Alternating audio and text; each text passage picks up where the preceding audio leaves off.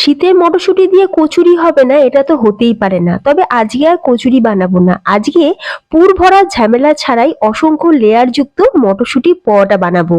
কিভাবে দেখে নাও। প্রথমে এক বাটি মটরশুঁটি মিক্সিতে দিয়ে তারপরে তাতে দিয়ে দেবো কাঁচা লঙ্কা, আদা, ধনেপাতা, স্বাদ অনুযায়ী একটু চিনিটা কিন্তু অবশ্যই দেবেন, তাহলে পরোটাগুলো খেতে বেশি ভালো হবে। অল্প সামান্য জল দিয়ে একদম সুন্দর করে পেস্ট করে নেব। অন্যদিকে একটা বোলের মধ্যে 2 বাটি ময়দা, অল্প সামান্য লবণ দিয়ে খুব ভালো করে মিশিয়ে নিয়ে এখন ওই মটরশুঁটির পেস্ট দিয়ে খুব ভালো করে ময়দাটা মেখে নেব। এই সময় কিন্তু এখন জল দেব না।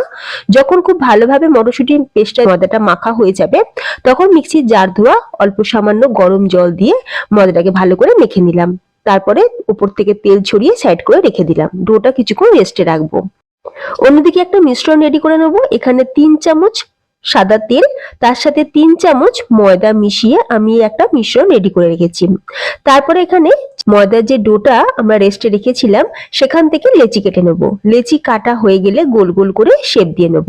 তারপরে একটা লেচি নিয়ে কিচেন স্ল্যাপের উপর তেল দিয়ে ভালো করে লেচিটাকে পাতলা করে বেলে নিয়েছি। তারপর যে মিশ্রণটা আমরা রেডি করে রেখেছিলাম সেই মিশ্রণটা খুব ভালো করে পরোটার গায়েতে লাগিয়ে দিয়ে এখন আমরা ফোল্ড করব। একটা ফোল্ড করে আবারও আমরা মিশ্রণ লাগাবো, তারপর আরো একটা ফোল্ড করে আবারও আমরা মিশ্রণ লাগাবো।